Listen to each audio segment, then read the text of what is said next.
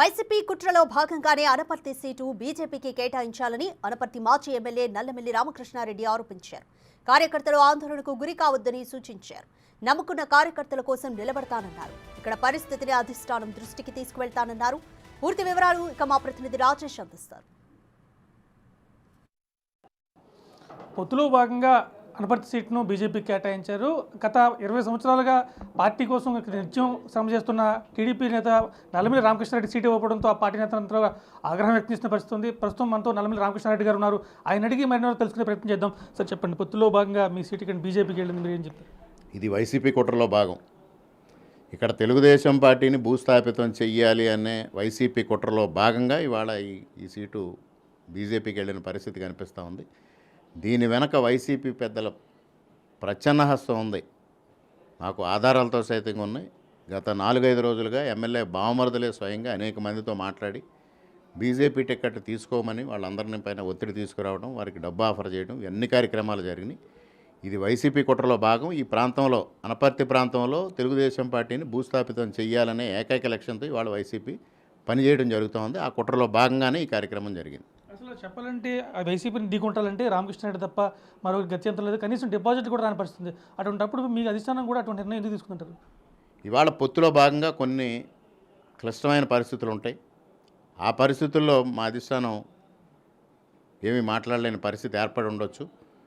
ఇక్కడ ప్రధానంగా అసెంబ్లీ స్థానం ఇబ్బందుల్లో పడ్డమే కాకుండా ఈ నిర్ణయం వల్ల పార్లమెంటు స్థానం కూడా ఇబ్బంది పడే పరిస్థితి ఉంది. ముఖ్యంగా గతంలో 2009లో జరిగిన పరిస్థితి అందరికీ తెలిసిన విషయం. 2009లో మురళీమోహన్ గారు ఏ పరిస్థితుల్లో ఓడిపోయారో అంతకన్నా దారుణమైన పరిస్థితులు ఇవాళ ఉత్పన్నం కాబోతూ ఉన్నాయి. మరలా రామకృష్ణారెడ్డి సీటు ఇవ్వకపోతే కనుక టీడీపీ క్యాడర్ మొత్తం చల్లా చెదిరైపోయే అవకాశం ఉంటుంది. ఖచ్చితంగా అది కూటమికి నష్టం చేకూరుస్తున్న కార్యకర్తలు అన్న మీరు ఏం చెప్తారండి?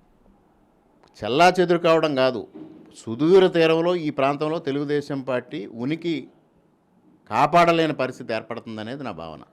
అంటే భవిష్యత్తులో మీ కార్యాచరణ ఎలా ఉండబోతుంది? మీ కార్యకర్తలు కూడా ఒక్కొక్కరిగా బయటకు వస్తూనే ఉన్నారు. ఇటువంటి అవసరమైతే మా నాయకుడిని మేము ఇండిపెండెంట్గా గెలిపించుకుంటామంటున్నారు. మీరు ఏమంటారు?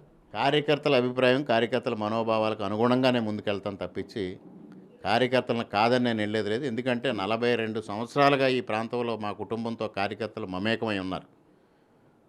వారందరి మనోభావాల్ని గౌరవించాల్సిన పరిస్థితి నాకుంది. గత 5 సంవత్సరాలుగా నాతో పాటు ఎన్ని కేసులు ఎదుర్కొన్నా, ఎన్ని దాడులు ఎదుర్కొన్నా, ఎన్ని దౌర్జన్యాలను ఎదుర్కొన్నా వారు కూడా అనేక ఇబ్బందులు పడ్డారు. ఆర్థికంగా నష్టపోయారు, శారీరకంగా ఇబ్బంది పడ్డారు, చిత్రహింసలకు గురయ్యారు, మానసిక వేదనకు గురయ్యారు. నాతో పాటుగా వారందరితో కలిసి ప్రయాణం చేయాల్సిన బాధ్యత నా పైన ఉంది. వారి మనోభావాలకు అనుగుణంగా ప్రయాణం చేయాల్సిన బాధ్యత నా పైన ఉంది. మీపై సుమారుగా 38 కేసులు ఉన్నాయి. మీ కార్యకర్తల మీద సుమారుగా 400 మందికి పైగా క్రిమినల్ కేసులు పెట్టి ఇంచుమించుగా హత్య కేసు తప్ప మిగతా అన్ని కేసులు పెట్టారని చెప్తారు. వాటిన్నింటినీ ఎలా ఎదుర్కోబోతున్నారు? అనేక మంది కార్యకర్తల మీద 307 కూడా ఉంది. నా పైన 39 కేసుల్లో ఒక కేసులో జైలుకి వెళ్ళి వచ్చా. నా పైన హత్యాయత్నం జరిగింది, క్షుద్ర పూజలు జరిగాయి, నా కుటుంబం పైన దాడులు జరిగాయి, నా ఇంటి పైన దాడులు జరిగాయి, నా కారు పైన దాడులు జరిగాయి. ఇవాళ రక్షణ కోసం కార్యకర్తలు కనీసం రోజుకి 5-6 మంది నా కారులో ఉండి నాకు రక్షణ కల్పించే పరిస్థితి ఏర్పడింది. ఇటువంటి పరిస్థితుల్లో ఈ విధంగా వైసీపీ నన్ను అంతమొందించడంలో భాగంగా ఈ విధమైన ప్రయత్నాలు చేస్తూ ఉన్నారు.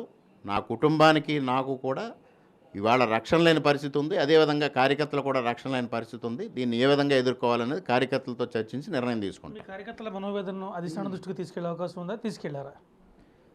తీసుకెళ్లే ప్రయత్నం చేస్తాం. ఇప్పుడు మీడియా ద్వారానే రాష్ట్ర ప్రజానీకానికి అందరికీ మా కార్యకర్తల మనోభావాలు బయటకు వస్తాయి. ఆ ప్రకారంగా పార్టీ అధిష్టానం మాట్లాడిన తర్వాత ఏం జరుగుతుందనేది చూద్దాం. మొత్తం చూసుకుంటే వైసీపీ కుట్రలో భాగంగానే ఇక్కడ ఈ సీటుని బీజేపీకి వెళ్ళింది. కార్యకర్తల మనోభావాలు ఖచ్చితంగా పరిగణలో తీసుకుంటే 42 ఏళ్ళుగా పార్టీకి సేవ చేస్తున్నాం. అలాగే నా కార్యకర్తలందరి మీద కూడా చాలా కేసులు నమోదు చేశారు. అయినా కానీ ధైర్యంగా వైసీపీ ఎదురుకుంటే పోరాడుతున్నాం. అయితే నా మీద కుట్ర కారణంగా ఇటువంటి పరిణామం చోటు చేసుకుందని చెప్పి రామకృష్ణారెడ్డి తన అభిప్రాయం వ్యక్తం చేస్తున్నారు. రవిశంకర్తో రాజేష్, బిగ్ టీవీ, అనపర్తి.